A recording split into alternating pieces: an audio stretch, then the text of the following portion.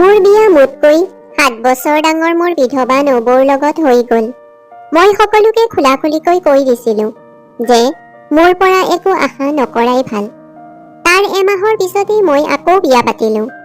মোৰ নবৌজনীয়ে মোৰ ঘৰৰ এটা চুকত কাম কৰা মহিলাৰ দৰে থাকিছিল। এতিয়া মোৰ পচন্দৰ বিয়া হোৱা 2 মাহ হৈছিলহে। তেনেতে মোৰ বৌজনী এদিন অজ্ঞান হৈ পৰিল। হস্পিটাললৈ লৈ গ'লো। তেতিয়া ডাক্তৰে ক'লে যে তাই গৰ্ভৱতী। কথাষাৰ শুনাৰ লগে লগে মোৰ মূৰত বিনামেঘে বজ্ৰপাত হোৱাৰ দৰে হ'ল। এয়া কেনেকৈ সম্ভৱ? কাৰণ মোৰ নবৌৰ লগত মোৰ 2টা সম্পৰ্ক আছিল। মোৰ নবৌ মোৰ মাহীৰ ছোৱালীও আছিল। মই সৰুৰে পৰা তেওঁক বাইদেউ বুলি মাতিছিলোঁ আৰু যেতিয়া মোৰ দাদাৰ বিয়া হৈছিল তেতিয়া মই সদায় তেওঁক সন্মান কৰিছিলোঁ। তেওঁক নবৌ বুলি মাতিছিলোঁ, কিন্তু সদায় ডাঙৰ বাইদেউৰ দৰে ব্যৱহাৰ কৰিছিলোঁ। মোৰ দাদা আৰু নবৌৰ মাজত বহুত ভালপোৱা আছিল। মোৰ দাদাই নবৌক বহুত মৰম কৰিছিল। মোৰ দাদা বৌৰ 6টা বছৰ বহুত ভালদৰে পাৰ হৈ গৈছিল। তাৰ পিছত হঠাতে তেওঁলোকৰ জীৱনত এটা ডাঙৰ ধুমুহা আহিল যে মোৰ নবৌজনী বাজি আছিল।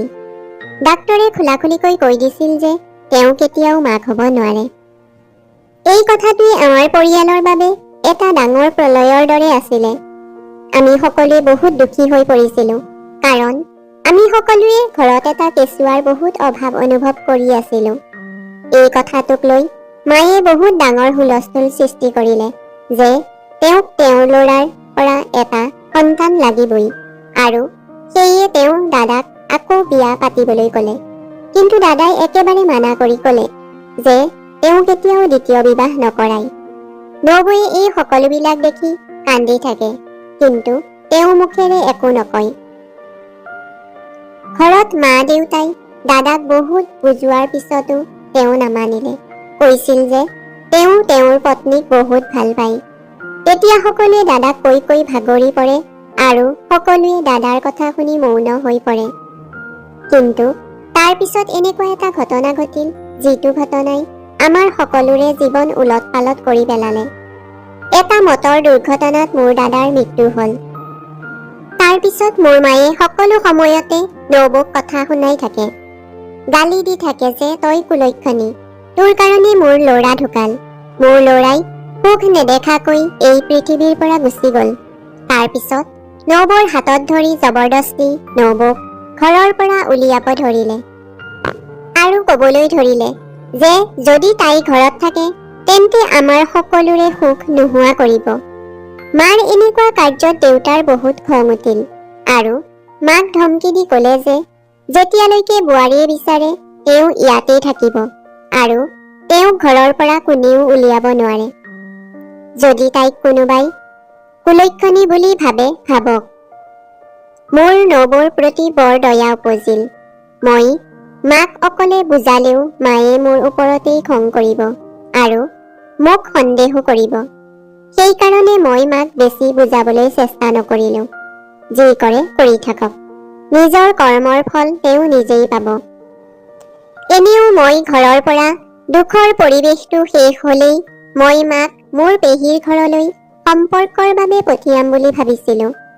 তেওঁ মোৰ মাৰ সৰু ননদ আছিল আৰু তেওঁৰ ছোৱালীজনীয়ে মোৰ বহুত বেছি পচন্দ হৈছিল আৰু মোৰ বিশ্বাস আছিলে যে মাৰ এই সম্পৰ্কটো কোনো আপত্তি নাথাকিব।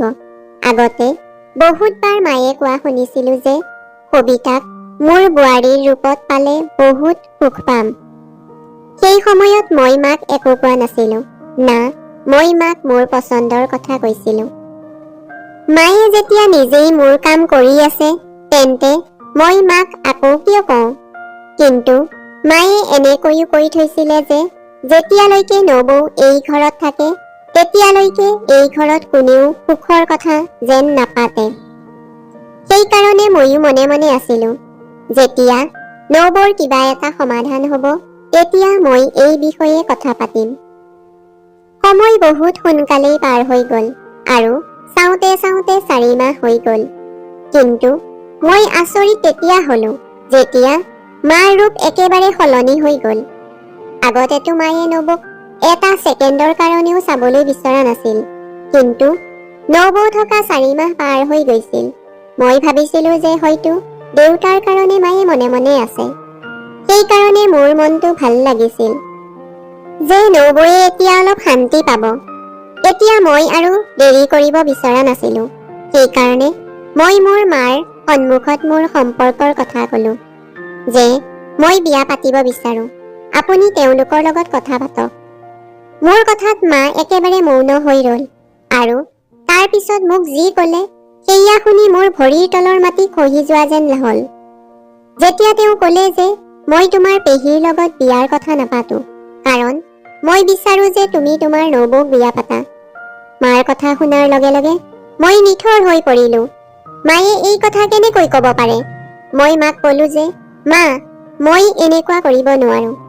তেতিয়া মায়ে ক'লে যে তুমি তোমাৰ নবৌকে বিয়া পাতিব লাগিব। যেতিয়া মই মোৰ মাৰ কথা নামানিলো, তেতিয়া মায়ে এই কথাটো দেউতাক ক'লে। কিন্তু দেউতাইও এই কথাটো শুনি আচৰিত হৈ ৰ'ল।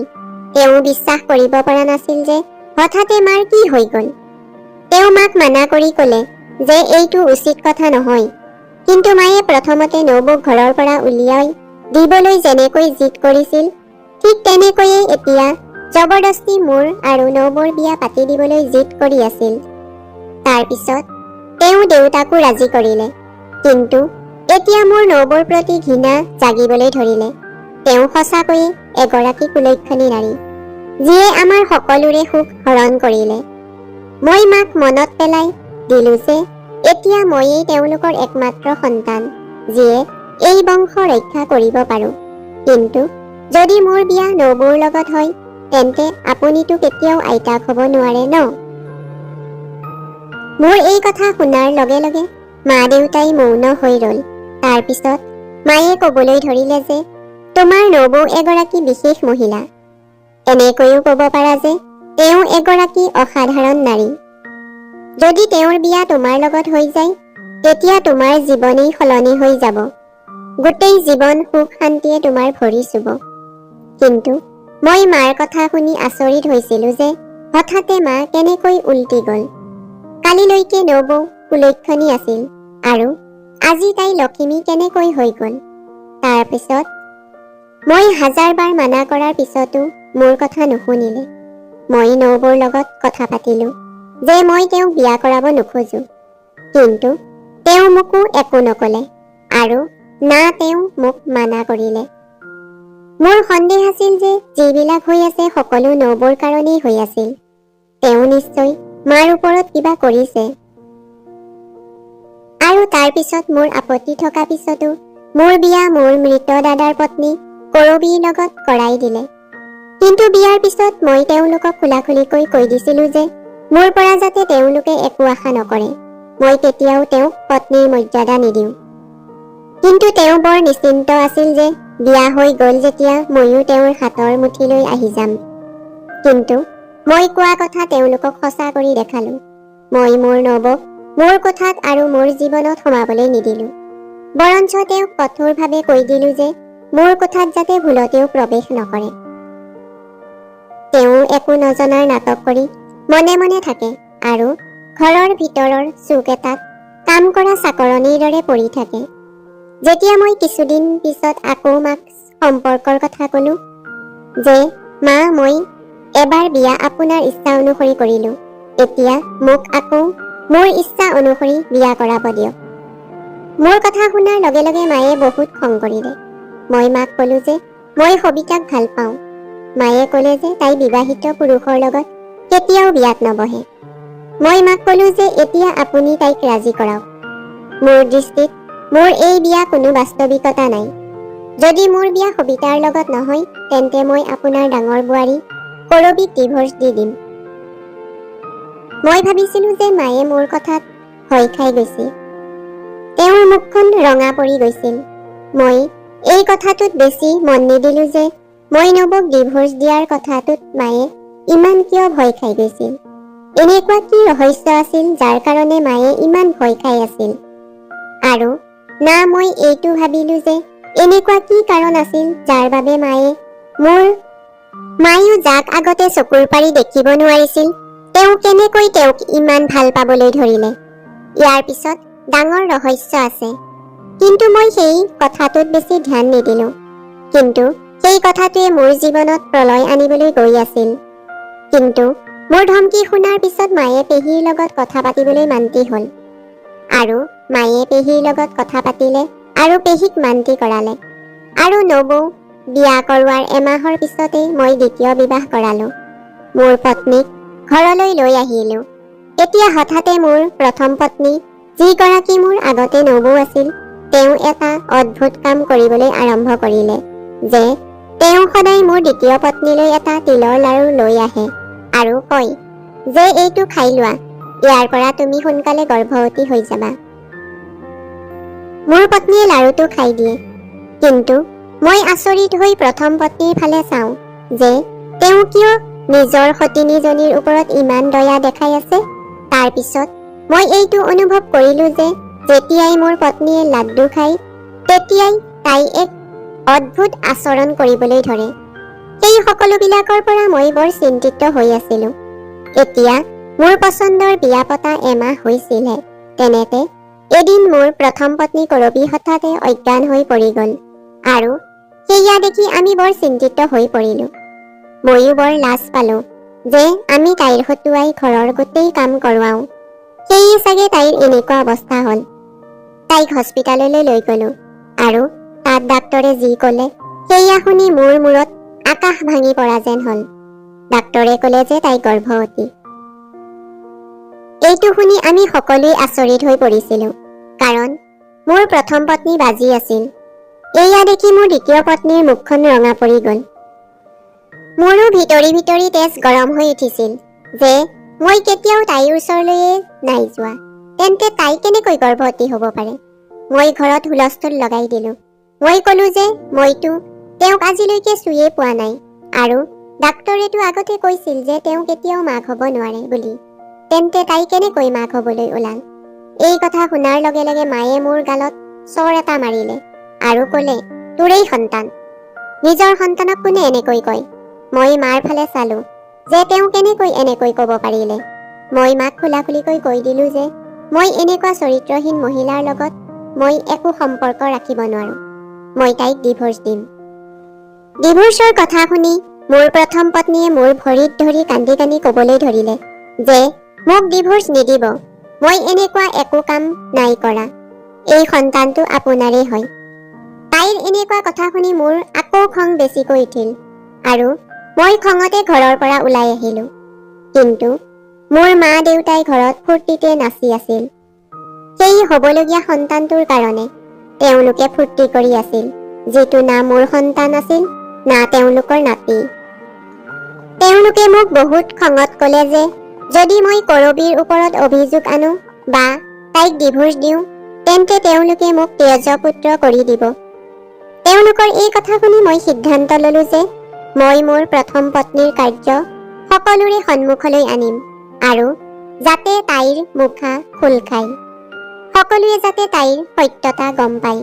মই মনে মনে তাইৰ মেডিকেলৰ ৰিপৰ্টখিনি ল'লোঁ আৰু ঘৰৰ পৰা ওলাই গ'লোঁ। আৰু মই হস্পিটাললৈ গৈ বেলেগ ডাক্তৰৰ দ্বাৰা ৰিপৰ্টখিনি চেক কৰালোঁ, যাতে মই সঁচা কথাখিনি গম পাওঁ। কিন্তু যেতিয়া DNA ৰিপৰ্ট আহিল, তেতিয়া ৰিপৰ্টটো দেখি মোৰ ভৰিৰ তলৰ মাটি খহি যোৱা যেন হ'ল, কাৰণ সেই সন্তানটো মোৰ বুলিয়েই প্ৰমাণিত হৈছিল।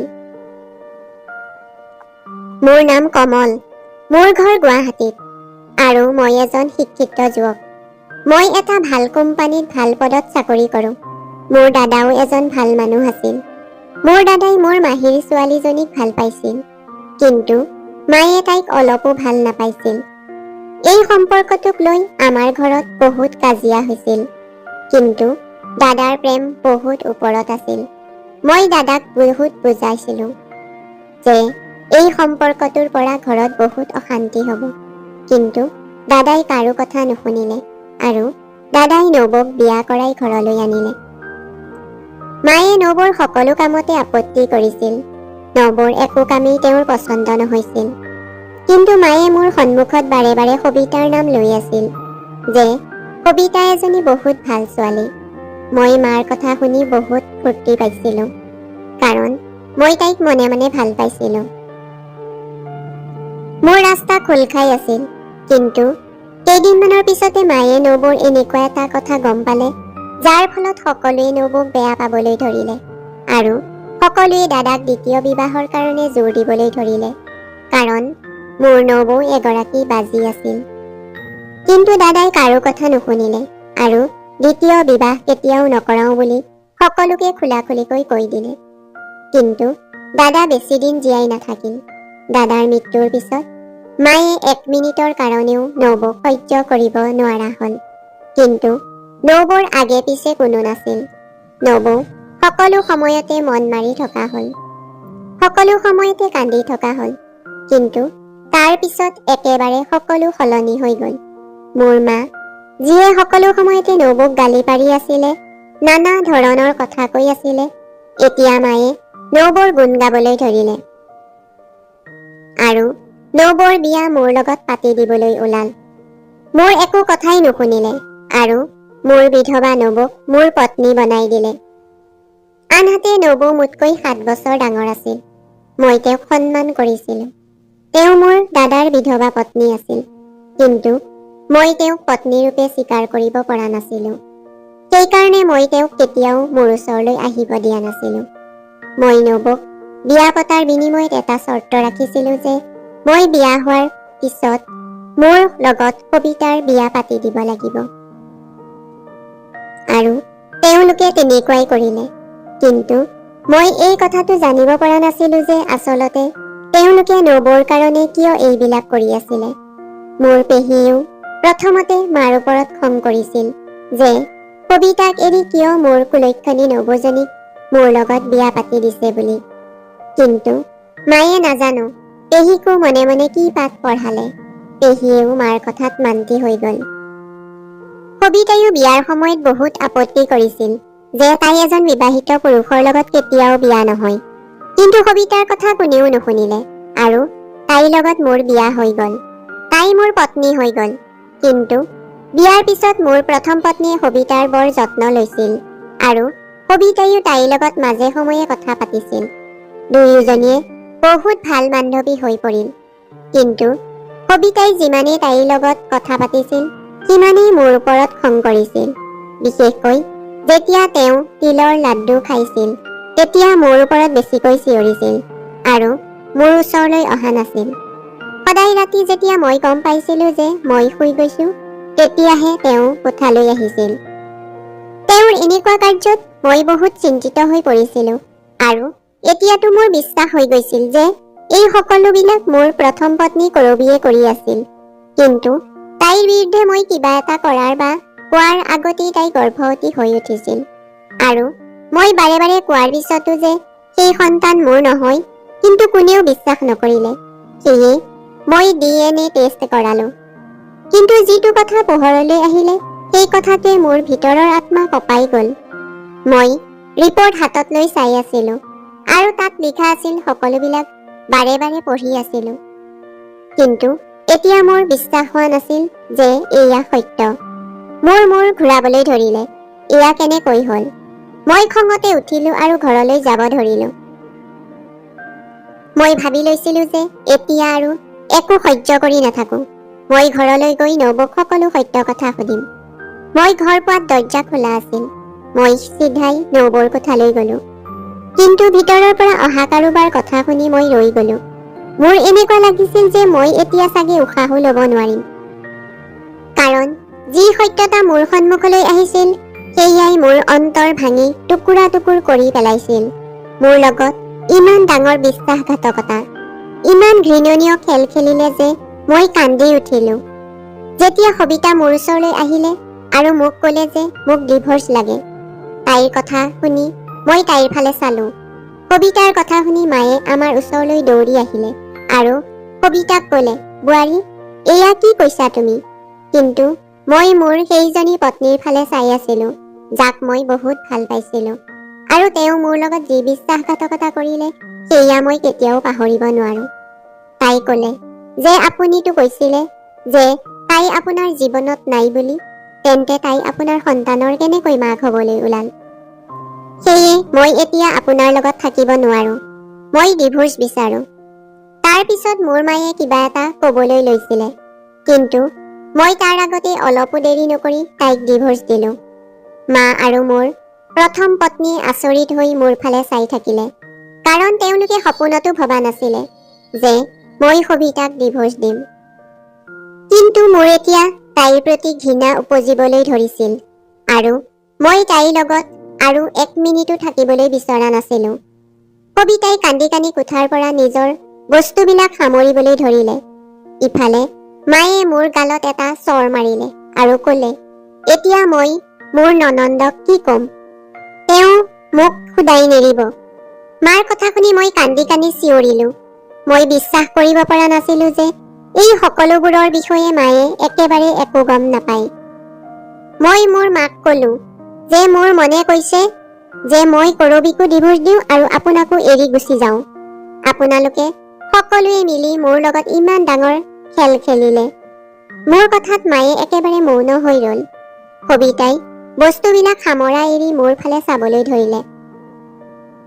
যেতিয়া মায়ে ভয়ে ভয়ে মোক ক'বলৈ ধৰিলে মই কি কৰিলোঁ, তেতিয়া মই ক'লোঁ যে মোক সঁচা কথা কওক, এইবিলাক কিয় কৰিলে? কাৰণ মই আপোনালোকৰ সকলো কথা গম পাই গৈছোঁ। সকলো সঁচা কথা মই গম পাই গৈছোঁ। তেতিয়া মায়ে মোৰ কথা শুনি কান্দিবলৈ ধৰিলে আৰু মোক সকলো সঁচা কথা ক'বলৈ ধৰিলে। মোৰ দাদা আৰু নবৌৰ বিয়া তেওঁলোকৰ প্ৰেম বিবাহ আছিল, কিন্তু মাৰ নবৌ পচন্দ হোৱা নাছিল। সেইকাৰণে দাদাই তেওঁৰ সকলো জমা টকা সম্পত্তি মনে মনে নবৌৰ নামত কৰি দিলে। মোৰ নবৌ বাজি নাছিল, বৰঞ্চ দাদাৰহে কিবা বিশেষ কাৰণত তেওঁলোকৰ সন্তান হোৱা নাছিল।